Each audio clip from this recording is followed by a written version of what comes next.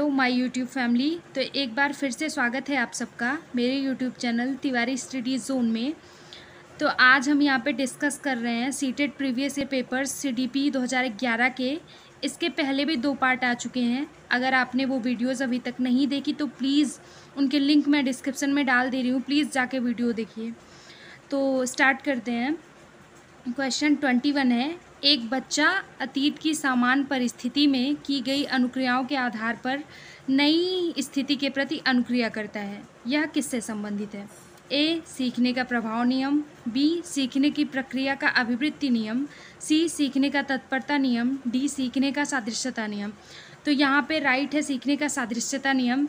सीखने के सादृश्यता नियम के अंतर्गत बालक वैसी ही प्रतिक्रिया करता है जैसा कि उसके पहले परिस्थिति या समस्या के साथ कर चुका है। सेम वही लिखा है ना, एक बच्चा अतीत की समान परिस्थिति में की गई अनुक्रियाओं के आधार पर नई स्थिति के प्रति अनुक्रिया करता है। मतलब पास्ट में जो उसके साथ हो चुका है, जो घटनाएं हो चुकी हैं, उससे मिलती जुलती घटनाएं इन फ्यूचर उसके साथ फिर से होती हैं तो वो वही वैसा ही रिएक्ट करेगा जैसा कि वो पहले कर चुका है। इसको ही सीखने का सादृश्यता नियम कहते हैं। तो यहाँ पे ऑप्शन डी सही है। नेक्स्ट पे चलते हैं। क्वेश्चन 22 है, डॉट डॉट प्रतिभाशाली होने का संकेत नहीं है। ऑप्शन ए है दूसरों के साथ झगड़ना, ऑप्शन बी है अभिवृत्ति में नवीनता, ऑप्शन सी है जिज्ञासा एंड ऑप्शन डी है सृजनात्मक विचार। तो प्रतिभाशाली होने का संकेत नहीं है पूछा गया है, तो दूसरों के साथ झगड़ना ये प्रतिभाशाली होने का संकेत नहीं है। तो यहाँ पे हमसे नहीं पूछा गया था, तो ऑप्शन ए राइट है। और ऑप्शन बी है अभिवृत्ति में नवीनता, कुछ नया सोचना, कुछ अलग से सोचना, ये तो प्रतिभाशाली होने का संकेत होता है। जिज्ञासा, बालक क्रिएटिव हो, कुछ नया मतलब जिज्ञासु हो, कुछ नया जानने के लिए, कुछ नया सीखने के लिए, ये भी प्रतिभाशाली होने का संकेत है। डी सृजनात्मक विचार, क्रिएटिव थिंकिंग, ये भी प्रतिभाशाली होने का संकेत नहीं है, हमसे नहीं पूछा गया था। तो यहाँ पे एक ही ऑप्शन है जो प्रतिभाशाली होने का संकेत बिल्कुल भी नहीं है, जो कि दूसरों के साथ झगड़ना। तो यहाँ पे ऑप्शन ए सही है। नेक्स्ट पे चलते हैं।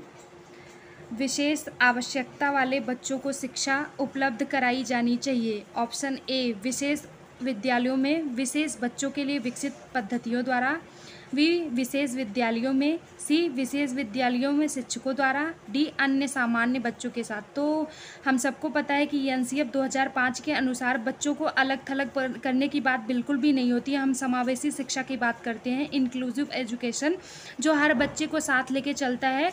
जिसको विशेष आवश्यकता है उसको हम विशेष ज़रूरतें पूरा करने के लिए विशेष सीढ़ी सब दृश्य सामग्री उपलब्ध कराएंगे, ना कि उनको अलग बैठाएंगे। तो यहाँ पे ऐसा एक ही ऑप्शन है जो हमारा आंसर है, जो कि अन्य सामान्य बच्चों के साथ ही। 23 का सही आंसर है डी। नेक्स्ट पे चलते हैं। आकलन को उपयोगी और रोचक प्रक्रिया बनाने के लिए डॉट डॉट के प्रति सचेत होना चाहिए। ऑप्शन ए विद्यार्थियों को बुद्धिमान या औसत शिक्षार्थी की उपाधि देना, ये कह देना कि ये बच्चा बहुत बुद्धिमान है, ये सिर्फ पढ़ सकता है, आगे अन्य बच्चे नहीं पढ़ सकते, ये सही है। बी शैक्षिक और सह शैक्षिक क्षेत्रों में विद्यार्थी के सीखने के बारे में जानकारी प्राप्त करने के लिए विविध तरीकों को प्रयोग करना। सी प्रतिपुष्टि फीडबैक देने के लिए तकनीकी भाषा का प्रयोग करना। डी अलग अलग विद्यार्थियों में तुलना करना, ये तो बहुत ही गलत बात है, तो ये तो हमारा आंसर होगा नहीं। ऐसे भी आकलन को उपयोगी और रोचक बनाने की बात चल रही है, तो यहाँ पे बी ऑप्शन सबसे सही है। शैक्षिक और सह शैक्षिक क्षेत्रों में विद्यार्थी को सीखने के बारे में जानकारी प्राप्त करना और विविध तरीकों का प्रयोग करना। सबसे पहले जानना कि बालक क्यों सीखने और न सीखने के योग्य या अयोग्य है। कोई बच्चा सीख रहा है तो वो कैसे और अच्छा सीख सकता है, और कोई नहीं सीख रहा है तो क्या कमी रह गई है हमारे शिक्षण में जो वो नहीं सीख पा रहा है, ये पता करना और उस हिसाब से उनको विविध तरीके का प्रयोग करके सिखाना, ये अच्छे शिक्षण की विशेषता है और ये आकलन को उपयोगी और रोचक बनाता है। नेक्स्ट पे चलते हैं। डिसलेक्सिया किससे संबंधित है? डिसलेक्सिया एक प्रकार का विकार है जो कि संबंधित है। ऑप्शंस देखते हैं। फर्स्ट गणितीय विकास, डी पठन विकार, सी व्यवहार संबंधी विकास, डी मानसिक विकास। तो डिसलेक्सिया पठन विकार से संबंधित है। इस अवस्था में बालक 100 को वॉच पढ़ता है, वॉच को 100 पढ़ता है, जिगजैग हो जाता है, सब कुछ उल्टा सीधा, उसको नहीं समझ में आता कि क्या लिखा हुआ है, उसी को डिसलेक्सिया बोलते हैं। गणितीय विकास ये तो डिस्कैलकुलिया से संबंधित हो गया, तो यहाँ पे ऑप्शन बी सही है। नेक्स्ट पे चलते हैं। क्वेश्चन नंबर 26 है, बच्चों की सीखने की प्रक्रिया में माता पिता को डॉट डॉट भूमिका निभानी चाहिए।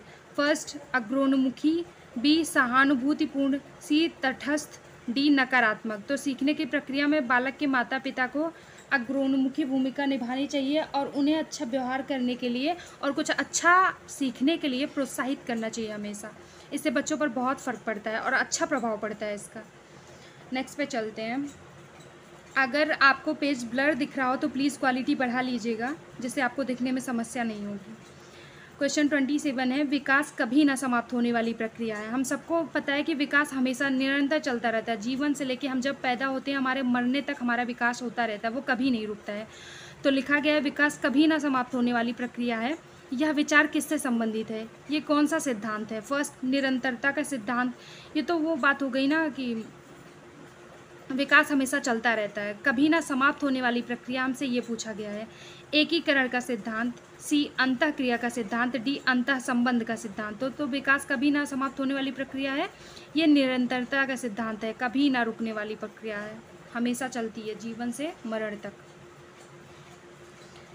और नेक्स्ट है, सीखने के अंतःदृष्टि सिद्धांत को किसने बढ़ावा दिया? तो सीखने की अंतर्दृष्टि सिद्धांत को गेस्टाल्ट सिद्धांतवादियों ने बढ़ावा दिया था। तो यहाँ पे एक ही ऑप्शन सही है, ऑप्शन डी। क्वेश्चन नंबर 29 है, निम्नलिखित में से किस अवस्था में बच्चे अपने समवयस्क समूह के सक्रिय सदस्य हो जाते हैं? प्रौढ़ावस्था, पूर्व बाल्यावस्था, बाल्यावस्था, किशोरावस्था। तो बालक अपने समवयस्क समूह के साथ मतलब मित्र बनाने की वो होती है ना, इच्छा होती है कुछ ज़्यादा ही, तो किशोरावस्था में। क्वेश्चन 30 है, बच्चों के बौद्धिक विकास की 4 विशिष्ट अवस्था की पहचान की गई है। ये बौद्धिक विकास की 4 अवस्था किसने दी थी? फर्स्ट, एरिक्सन द्वारा, सेकंड स्किनर द्वारा, थर्ड प्याजे द्वारा एंड फोर्थ कोहलबर्ग द्वारा। तो बच्चों के विकास की 4 विशिष्ट अवस्थाएं किसने दी थी? प्याजे ने दी थी। वो कौन कौन सी है? फर्स्ट, संवेदी गामक अवस्था जो कि 0 से 2 साल तक होती है।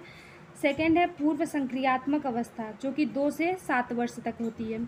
थर्ड है मूर्त संक्रियात्मक अवस्था जो 7 से 12 वर्ष तक की होती है। एंड फोर्थ है औपचारिक संक्रियात्मक अवस्था जो 12 से 18 वर्ष की होती है। ये 4 अवस्थाएं हैं बौद्धिक विकास की जो जीन प्याजे द्वारा दी गई थी। तो आप उम्मीद करती हूँ ये वीडियो आप सबको पसंद आई होगी। आइए तो प्लीज़ लाइक शेयर करिए। Thank you.